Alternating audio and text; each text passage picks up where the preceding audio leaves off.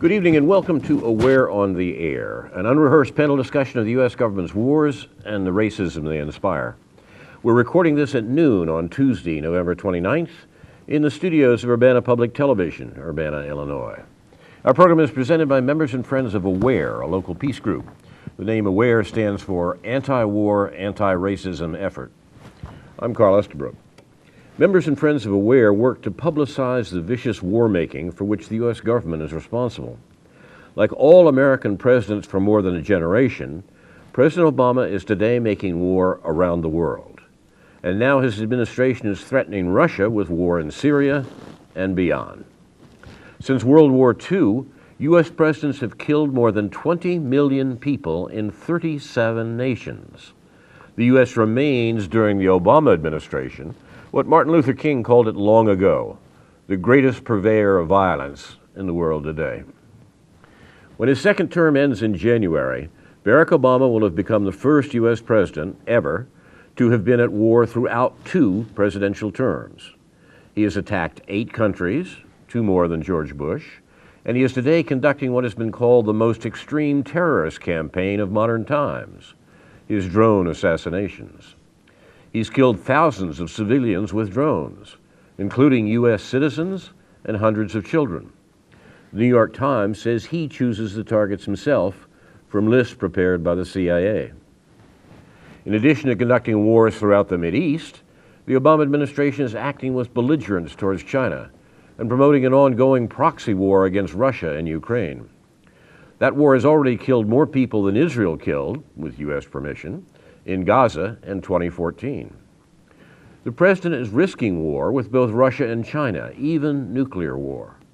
He also commands a 70,000-member private army, the Special Operations Command, active in more than 130 countries. Their activities include kidnapping, we call it rendition, murder, and torture. Not only is the Obama administration risking nuclear war, they're preparing for it. President Obama has launched a 10-year, trillion-dollar program to update nuclear weapons and make them more usable. The Obama administration is also responsible for the vicious civil war in Syria, which has killed thousands and flooded Europe with refugees. Why has our government plagued the world with war for more than 2 generations? The answer is simple and horrible: to protect the profits of the 1%. The American economic elite. When World War II ended in 1945, the U.S. was the only undamaged major country and controlled the world economy for the benefit of that 1%. In all the years since, U.S. administrations have been willing to kill people and make war to maintain the disparity, as American planners said. The Mideast has been a particular concern of the U.S. government because of its vast stock of oil and natural gas. The U.S. doesn't need oil from the Mideast, but Mideast gas and oil are needed by America's economic competitors in Europe and Asia. So control over them gives the U.S. a chokehold over China, Germany, and other countries. But that control benefits only the American economic elite and not Americans in general, who've seen wealth concentrate in fewer and fewer hands at an accelerating rate throughout the Bill Clinton, George Bush, and Barack Obama administrations. Obama was elected president twice because the generally anti-war U.S. public understood him to say that he would end George Bush's wars. But in office, Obama moved massively to expand Bush's war in Afghanistan, and as he leaves office, he promises 10,000 U.S. troops will stay there, along with mercenaries and coalition forces, that means NATO, and U.S. subversion of other countries in MENA, the Mideast and North Africa, as they say at the Pentagon, that continues apace. In a book on the last presidential campaign, he's quoted as follows: "Turns out I'm really good at killing people," Obama said quietly. "Didn't know that was going to be a strong suit of mine." Close quote. However ironically he meant it, the quote has not been denied by the White House, and it turns out to be true. Hillary Clinton, responsible for killing people in Honduras, Libya, Syria, and elsewhere, as president would have continued and intensified the warmongering of the Bush and Obama administrations. the blowback from which is now producing terrorist attacks in Europe and America.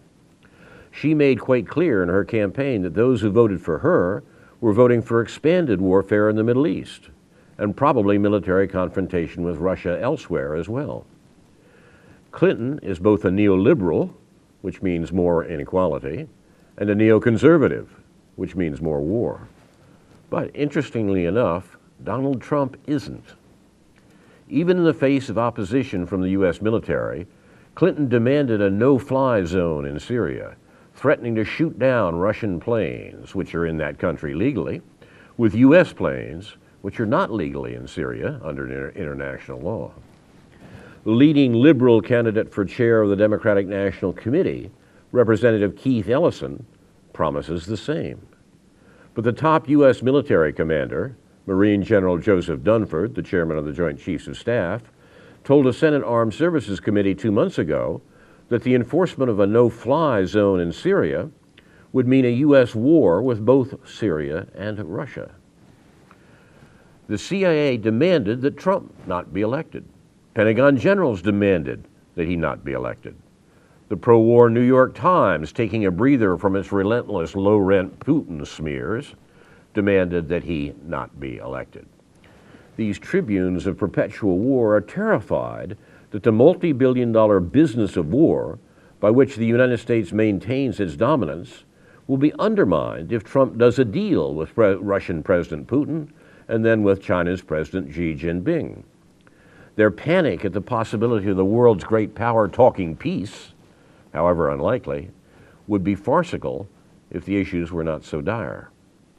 During the presidential debates, Donald Trump rejected the notion that his administration would consider establishing no-fly zones in Syria, and he's now interviewed for a position in his administration, Representative Tulsi Gabbard, Democrat from Hawaii, who writes, quote, "I shared with him," that's Trump, "my grave concerns that escalating the war in Syria by implementing a so-called no-fly or safe zone would be disastrous for the Syrian people, our country, and the world. It would lead to more death and suffering, exacerbate the refugee crisis, strengthen ISIS and al-Qaeda, and bring us into a direct conflict with Russia, potentially resulting in a nuclear war." We discussed my bill, Gabbard's bill, to end our country's illegal war to overthrow the Syrian government, and the need to focus our precious resources on rebuilding our country and on defeating al-Qaeda, ISIS, and other terrorist groups who pose a threat to the American people. Close quote. If Trump can stick to his campaign promises, he will likely find reliable partners in Russian President Putin, in spite of the Democrats' lying portrayal of him, and Chinese President Xi Jinping. Russia and China have little to gain from a confrontation with the U.S., or even less from war. Will President-elect Trump have the wisdom to realize this and use it for the benefit of America? AWARE and other local anti-war groups in the U.S. demand that President Trump, 1, establish a foreign policy based on diplomacy, international law, and human rights. 2, end the wars in the Mideast and elsewhere and stop the drone attacks. 3, cut military spending by at least 50% and close the more than 700 foreign military bases. And neither Russia nor China has more than 12. 4, stop U.S. support of human rights abusers, notably Israel and Saudi Arabia. And 5, lead on global nuclear disarmament. There's a lot of news about U.S. government war-making this week, but you won't hear much of it in the American media. We'll mention some of it tonight, beginning with Karen Aram. Well, Carl, I just found this morning on the World Socialist website, just now as we're sitting here, so I'm not really prepared to discuss it, but I'll just read the headlines and the bottom paragraph. This is coming from the World Socialist website by Jean Zhao.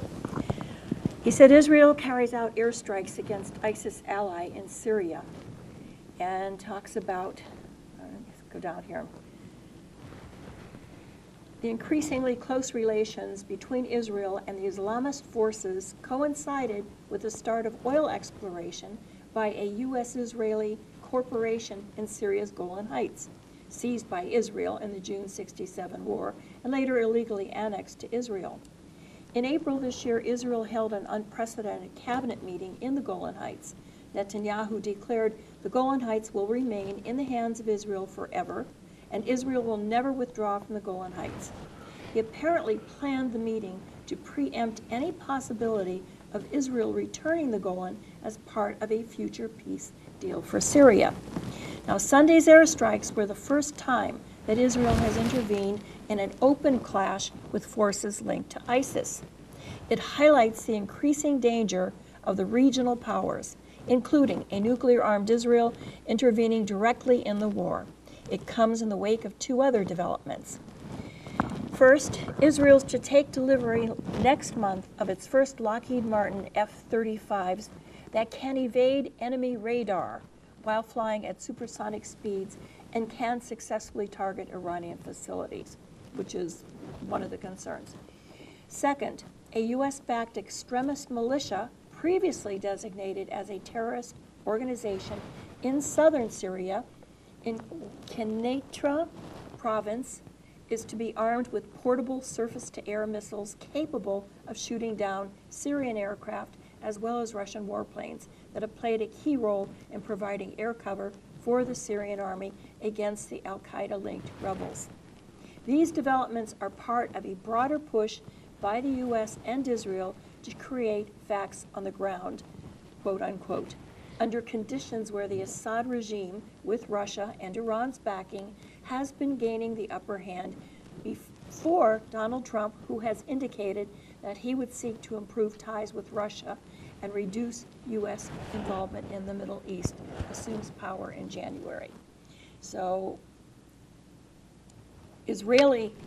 open Israeli involvement now is getting very, very serious.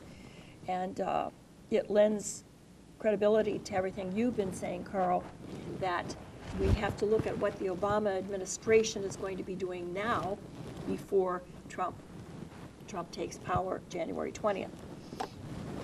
Something I do want to comment on this. I saw something on RT today with a U.S.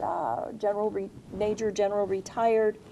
Valali is the only portion of his name I got. That's his last name. I've seen him before, talking about how Obama failed to recognize the complexities within Syria and therefore wasn't fighting the war properly. Yep. And he and General Flynn, who is the new current under Trump elected NSA advisor, have plans to work with Russia to end it or to solve it. I can't quite remember the exact terminology he used, but my concern is that they're not concerned with pulling out U.S. troops and convincing our allies, like now Israel has entered this, to desist. My concern is that they are strictly looking at a new strategy and working in with a different methodology, because my thinking all along has been that, no, Obama's not stupid. He doesn't neglect to recognize the complexities. Rather, that's what they always use as an excuse when things go wrong. Oops, it was a mistake. We didn't know what we were doing. Oops, I'm sorry. Oh, they're just not very smart. Mm-hmm. I think it's simply a matter of, look, this isn't working. Now we try a different strategy. And that was the first strategy that the war powers within our government, whichever administration is in power, often uses that. Oops, that was a mistake. No, I don't think it was, any more than I think our leaders are stupid. I just think that they have such evil intent, to be quite frank, and anybody who thinks that sounds ridiculous, I'm sorry. If anybody thinks that slaughtering civilians, a lot of children, a lot of women, a lot of people, elderly, for no other reason that we want our puppet to sit on the throne of Syria, and that's so we can control their resources and the geopolitical location, which is, I wish we had our map here, located so closely to both Iran and Russia, their borders. Even if it's not on Russia's border, it's on Afghanistan. It's in that area, that region. And that's why Russia is concerned, and that's why Russia has gotten involved in this. late in the day, because they know that ISIS would then be intruding eventually through all of these nations and would eventually be able to overtake, if nothing else, their gas lines, their gas pipelines, etc. And on that topic also, I would like to mention that we were talking the other night about no-fly zones, because some people have said, well, Chomsky says that sometimes it's okay to have a no-fly zone. And we're like shocked.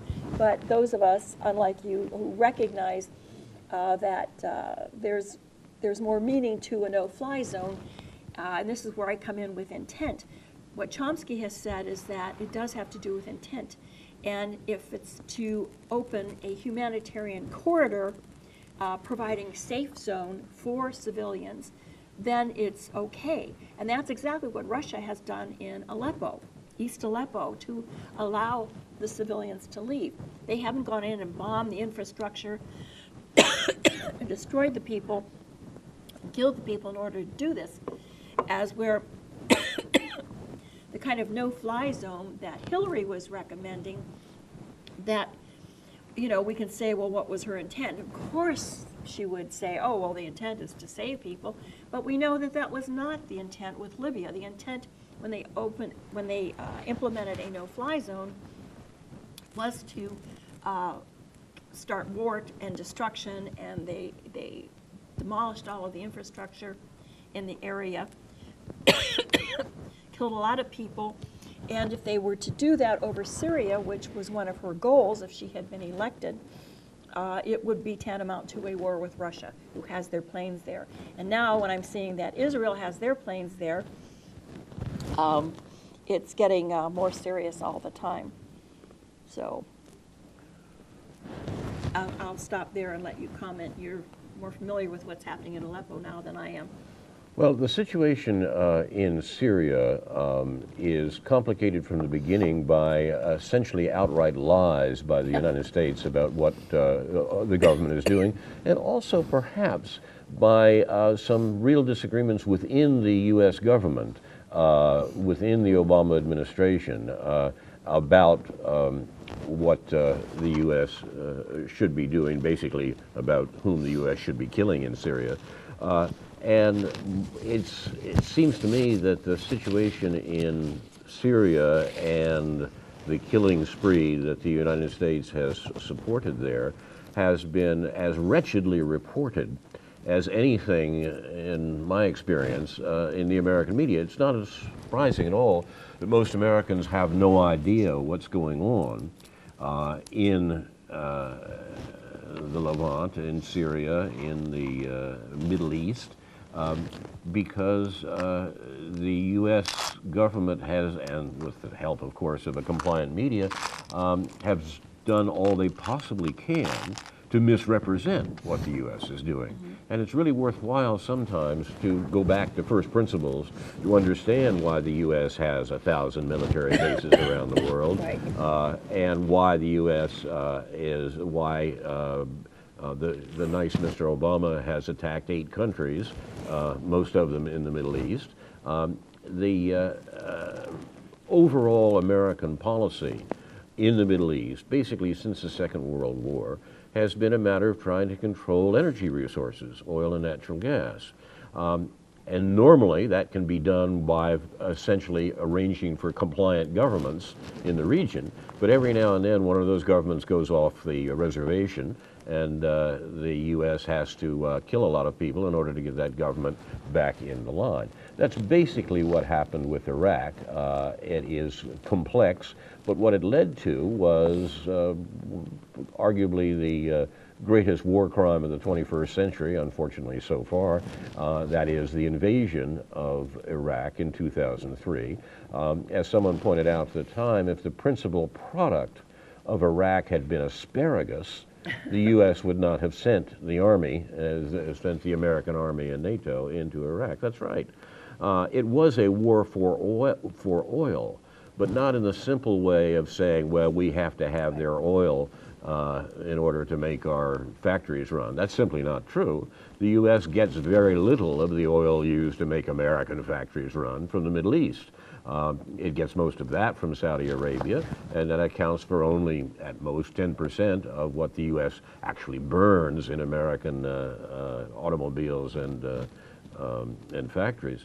But this control of the flow of oil, this has been paramount really since the Second World War, and the U.S. has worked very hard to make sure it has compliant governments in the region. Now that comes down to the interest in Syria.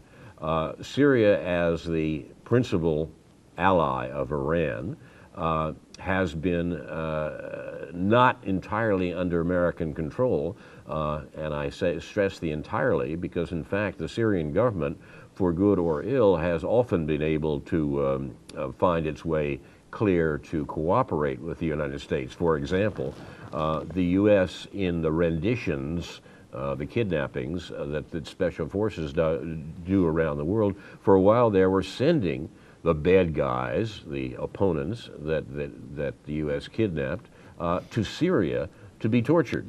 That's because there was enough dismay in the American public about the torture regime run by the Bush administration openly, and the torture regime run covertly by the Obama administration.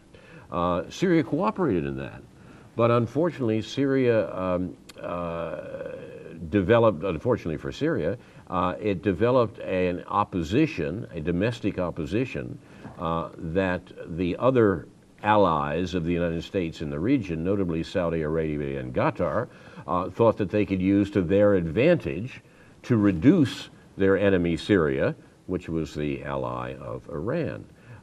So the divisions in the Middle East, which the U.S. had played on for a long time and used to ensure its own general control over the region, led to the U.S. having the position, well, Assad must go. The government in Damascus, the government in Syria, was not doing exactly what was being asked by Washington. Therefore, we do what we normally do with recalcitrant governments. We overthrow them. We drive them out. In many ways, the difficulties in the region began with the U.S. overthrow of the government of Iran in 1953, as long ago as that. And in many ways, the same divisions are being played out to this day.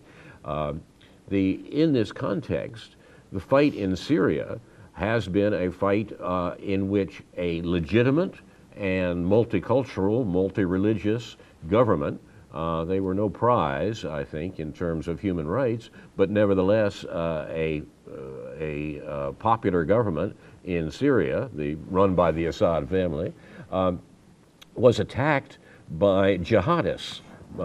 Terrorists, we call them in other places, jihadists supported by Saudi Arabia and Qatar, and supported in the long range, in the background, by the United States.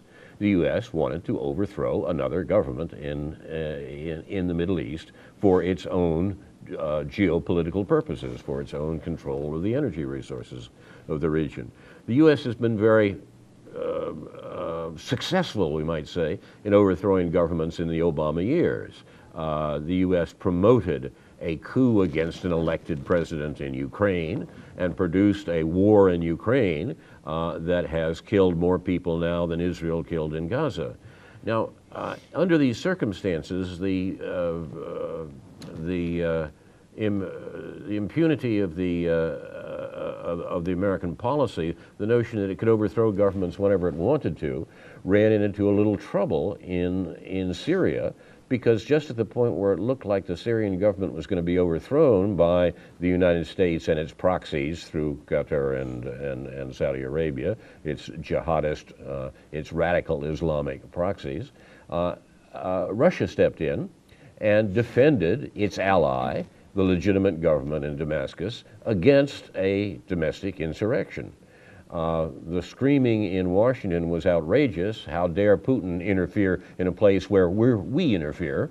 And the reaction that the U.S. was there illegally and Russia was there legally under international law never made much difference to the U.S.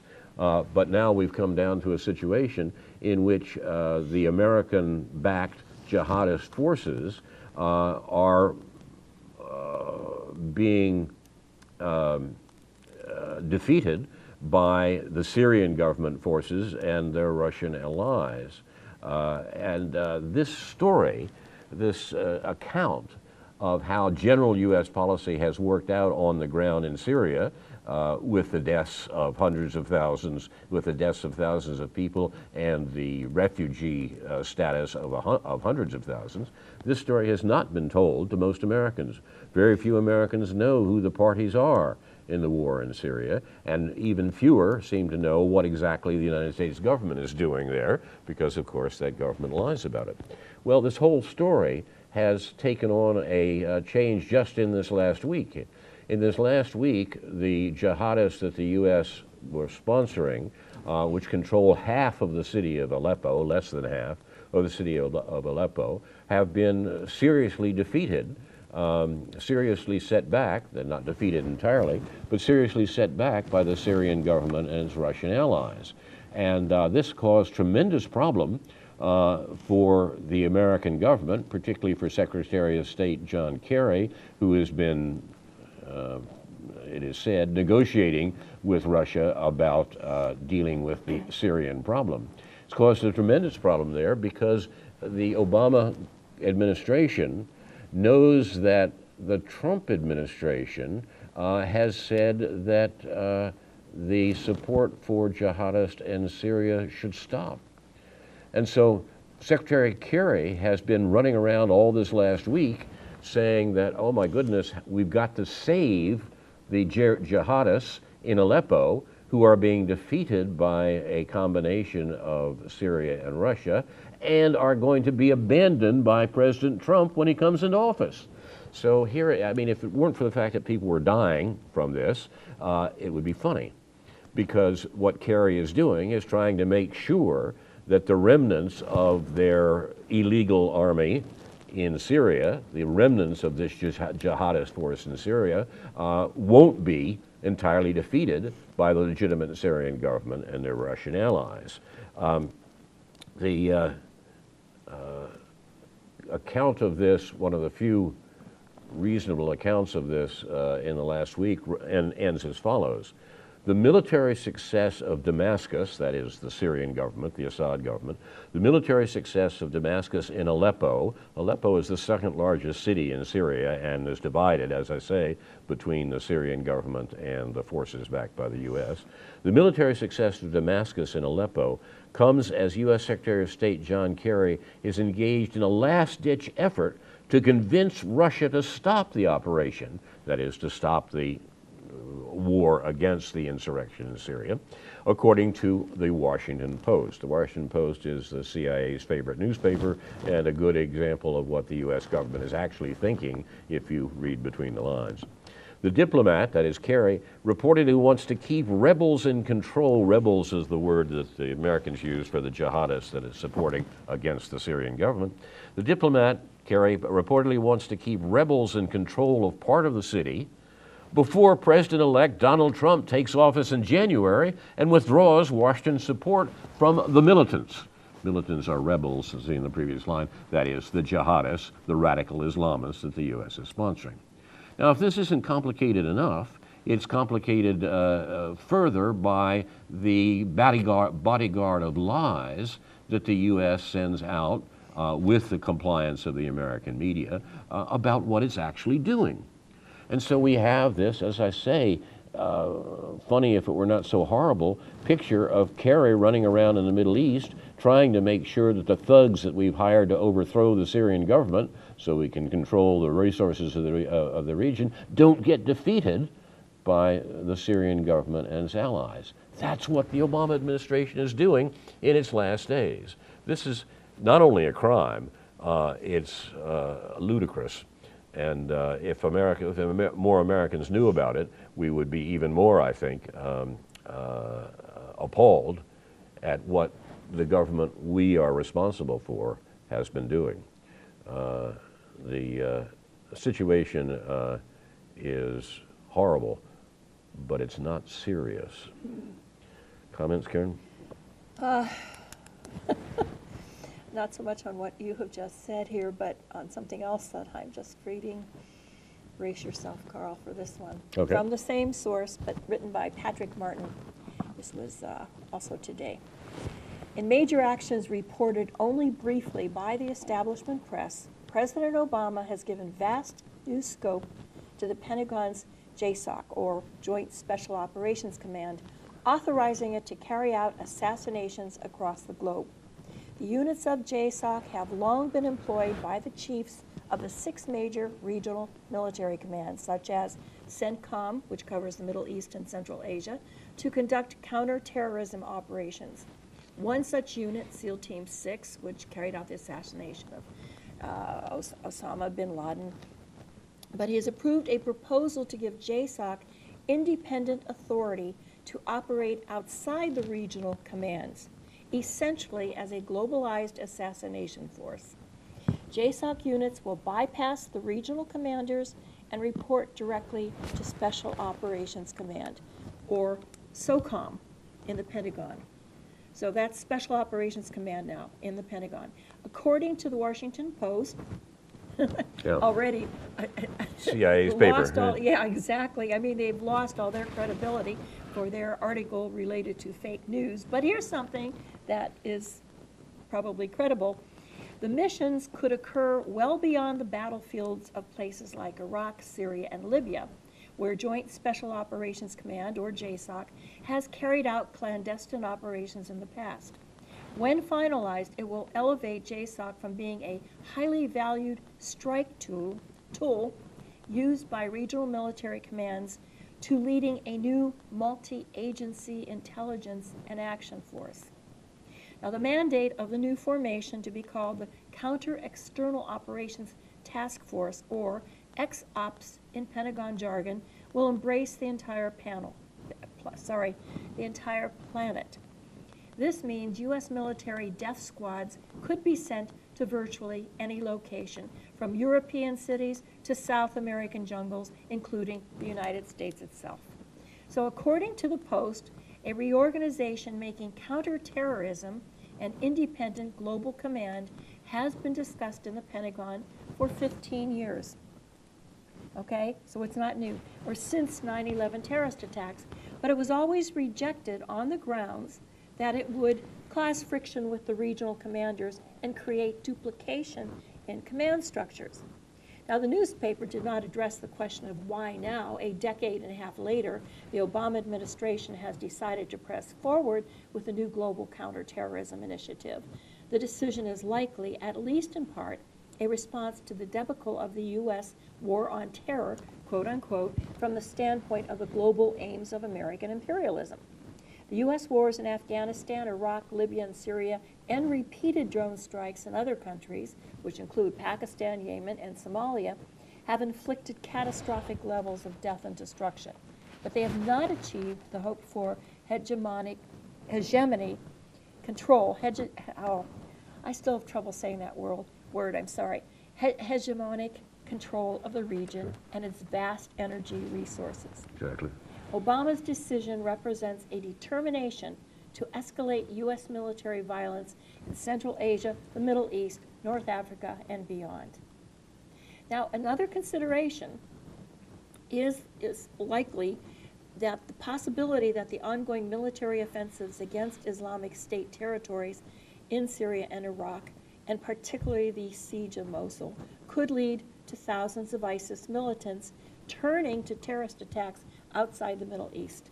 And then it goes on to talk about Ashton Carter meeting in Paris. They are concerned with attacks now, more attacks on Europe as a result of our actions. And it continues, and actually it's talking about one particular theater of U.S. counterterrorism operations, is Somalia. And Obama has taken additional action to escalate the carnage by declaring the Islamist group Al-Shabaab to be part of the armed conflict authorized by the U.S. Congress in 2001 after the 9/11 attacks. This legal maneuver, reported Monday by the New York Times, demonstrates the infinitely expandable scope of the U.S. declared war on terror. Exactly. So the authorization for the use of military force, or the AUMF, passed by Congress in 2001, approved military action against al-Qaeda and associated forces, including the Taliban regime in Afghanistan. And they have interpreted, it was interpreted by the Bush and Obama administrations as a blanket authorization for military action wherever the president claims to find a connection to al-Qaeda, no matter how tenacious. Al-Shabaab was not founded until 2007, 6 years after the 9/11 attacks, in response to the U.S.-backed invasion of Somalia by Ethiopian troops. It has never conducted operations outside of East Africa.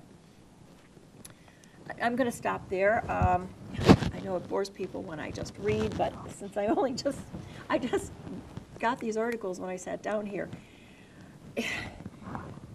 And these were all things, I mean, actually this was something that Obama started before the end of the election. I mean, so this is part of the continuing process that Hillary was supposed to continue with.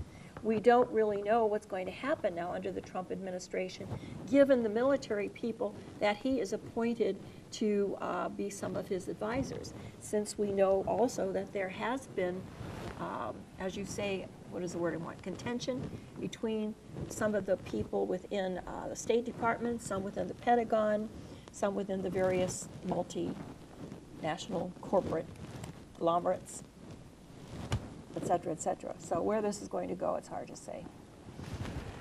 I think that one way to look at the tremendous confusion around the presidential election is to see it as a vast advertising campaign that really has a serious question at the heart, a serious question for the American ruling class, for the dominant social groups in America, the political class, as it's been called very roughly, the 20% of Americans who have been to a good college. These are the people who are making these decisions and whose mind has to be swayed by the political figures who want to be elected. Now, the issue at the heart of this campaign is really an issue about the relationship of American American geopolitics, American worldwide policy, the policy of the American government, and Eurasia. Eurasia is roughly the vast land mass that runs from Russia to East Asia and has within its boundaries primarily Russia and China.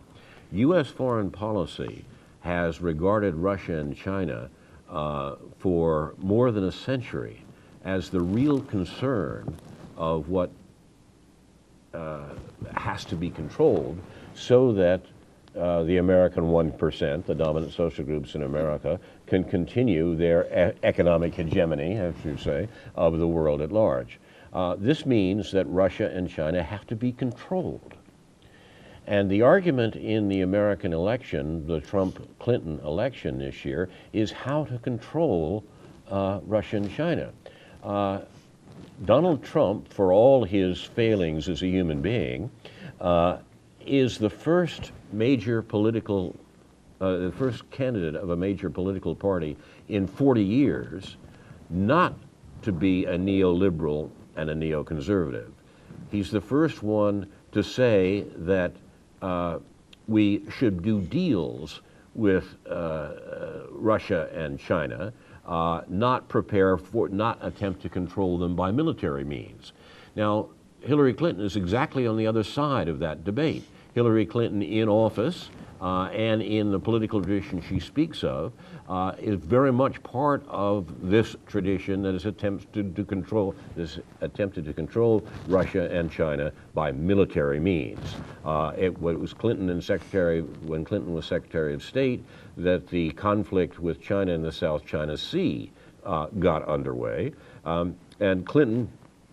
It was when Bill Clinton was president and the Soviet Union collapsed that the attempt was made to reduce Russia to the status of a third world country. And it almost succeeded in the leadership, such as it was, and it wasn't very much, of President Yeltsin. This is what the first Clinton administration, the Bill Clinton administration, tried to do. Now, given this background, the battle between Trump and Clinton turned out to be a battle between those who wanted to continue the military pressure in Eurasia and those who thought that deals could be done, that there was a way other than military confrontation to relate the American economy to the Eurasian economies.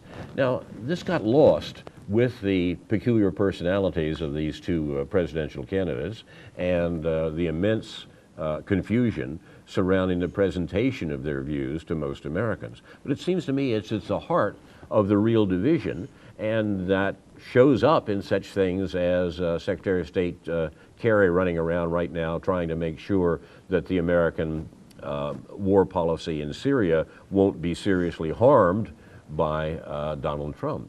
Now, given that situation, given the what that election was really about, it seems to me that it makes it easier to understand even the desperate attempt by the Green Party to ingratiate itself with the Democrats in the days before the Electoral College meeting. I actually don't think I would accept a bet that it's totally out of the question that Hillary Clinton will yet become president of the United States. I don't think she will, but I think there are a lot of people within the American political establishment who are working very hard to delegitimize the Trump presidency, either in fact to prevent Trump actually being inaugurated, or in effect by making the Trump presidency unavailable for a change in policy.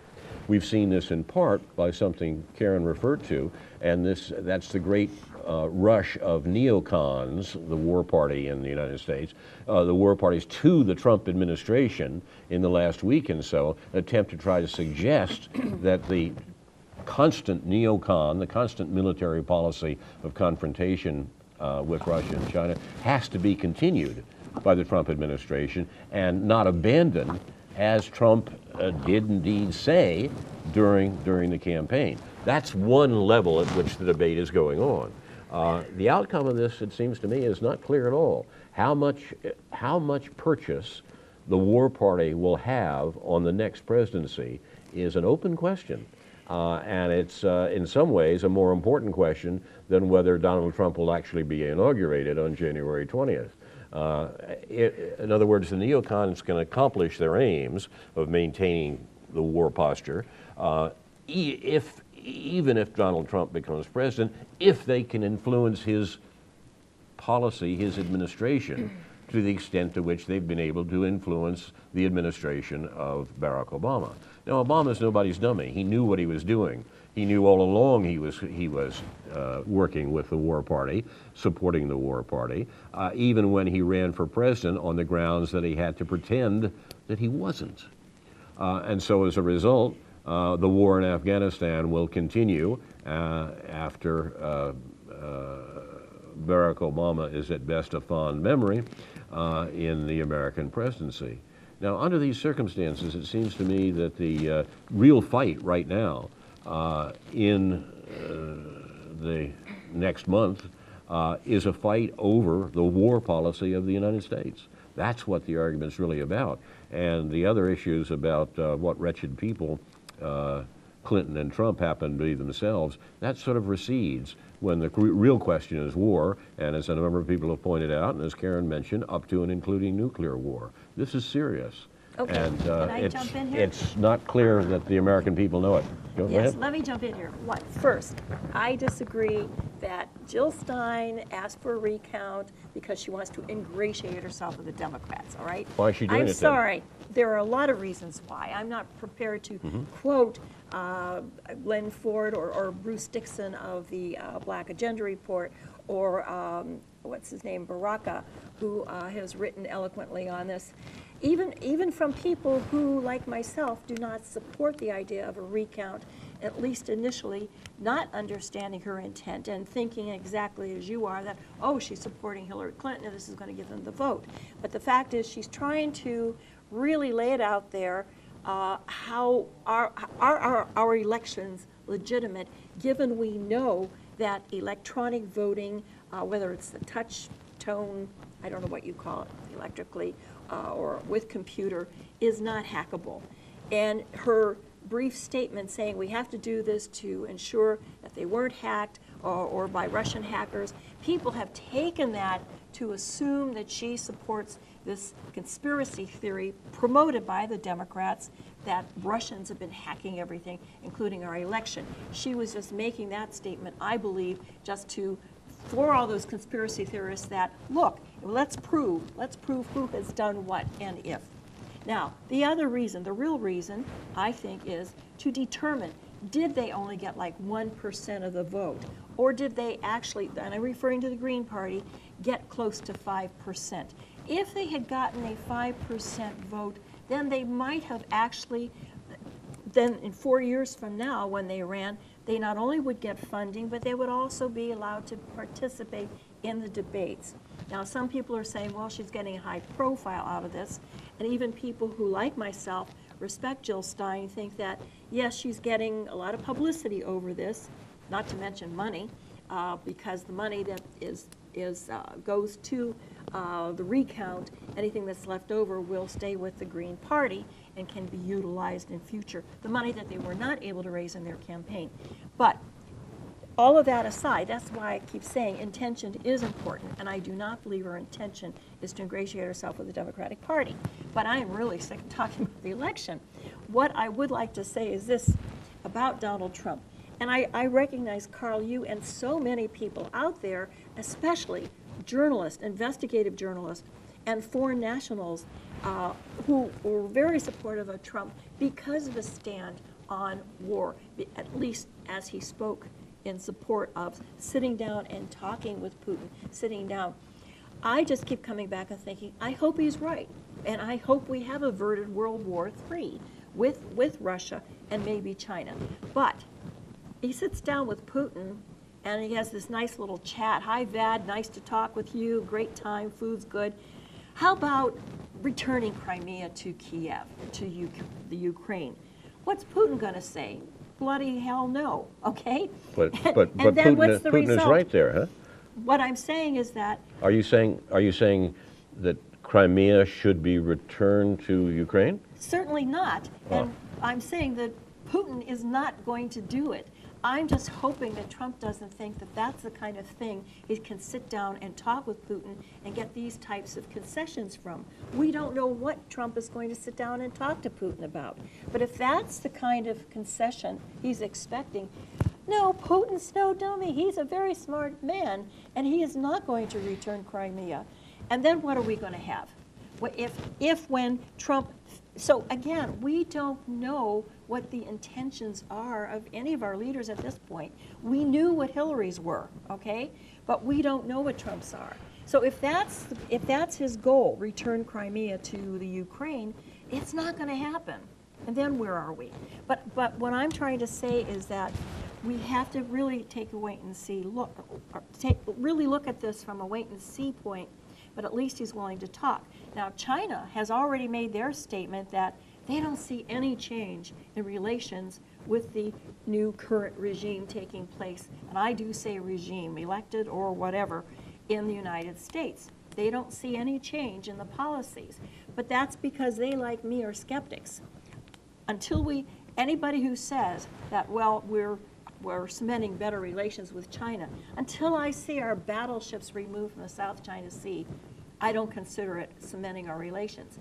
What is happening, what is taking place in the South China Sea and all around the Asian area is that we know in the Philippines, we know that in maybe in Korea, some of these nations, certainly in Thailand and Burma, are talking with China and are moving towards China. Not just for the benefits that they receive from China, but for the fact that they see where the U.S. is going. We are, as a power, as a major power, we are diminishing in the region, but they also see what we do to those people that we have propped up in the past in the Middle East and North Africa, and they don't want any part of that. So far, they're looking at China and they're saying, we're vulnerable, we have to play both sides, but we sure as heck aren't going to let the U.S. drag us down with them. This time, we're going to move closer to China because they have a lot more to offer. China is remaining skeptical of the new administration because they will wait and see what is actually done. Because we know, as you keep pointing out, this has been the plan to control Eurasia going back to the turn of the century, last century. And I don't think that the powers that be that control, the oligarchy that controls our country, regardless of our election, is going to allow a big change to take place. On the other hand, we might actually see a change under the Trump administration in respect to war. I certainly hope so. But does that mean that after 4 years or after 8 years that it won't return? And I don't believe that if it does return, it will really have that much to do with the administration in power, because we see this continually creeping along no matter who is in that seat. So unless we change our whole system, and that means capitalism, and I think that's where we have to really, really reflect on our system, because the damage internally to our domestic from this new election is really frightening people. There are a lot of frightened people out there right now. So they're not looking at bombings in faraway lands that they can't relate to when they're worried about what's going to happen in the upcoming, very upcoming future. There are two real issues in this presidential campaign, real issues in the sense of political matters that are indeed being decided by in the course of the campaign. One is war and the other is the economy.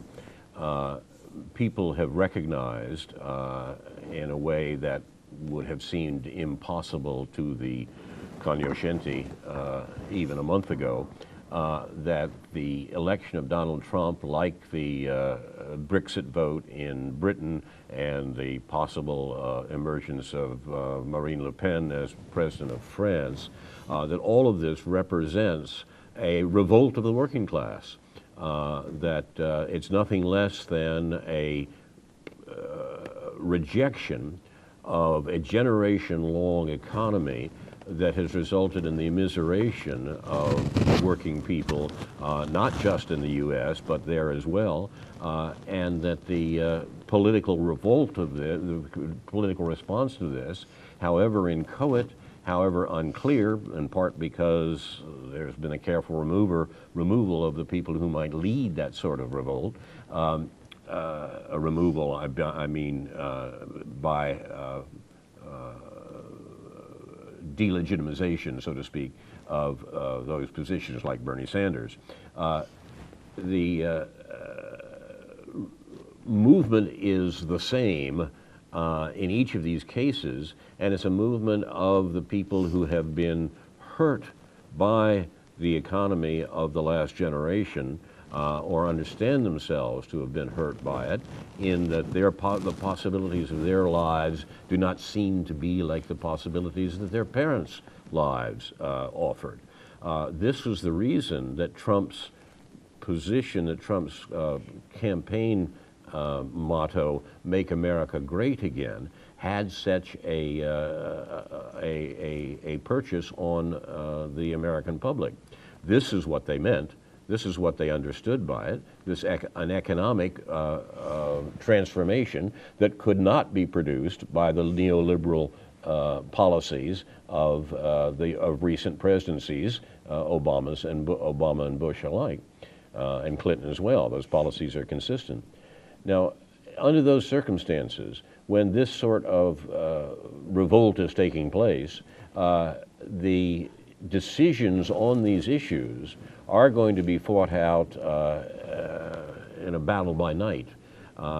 If we had a straightforward argument about whether the U.S. should press Russia and China militarily, or we have a straightforward argument about whether the rich should get richer and the poor be immiserated in this country, there's no question which ways those would go. People don't want war, and people don't want their economic possibilities confiscated. But therefore, the hegemonic forces, as you were saying, that want to produce those results can't say so openly. They have to say so indirectly and around about and make sure that the deplorables don't get their hands on the votes. Now, our task, in some sense, is to try to pierce through this bodyguard of lies and understand what the American political system is actually doing. There are no more important issues than the economy and war. And they're bound up together. Global warming. Don't forget global warming. Well, this is an interesting point, of course, because neither of the major parties have made that an important plank in their platforms. One of the reasons that Jill Stein and the Green Party appealed to a lot of people is not just that she was better on questions of economy and war, from what she said, but they were also took seriously what some people, like Noam Chomsky, see as the greatest threat to humanity, which is climate catastrophe.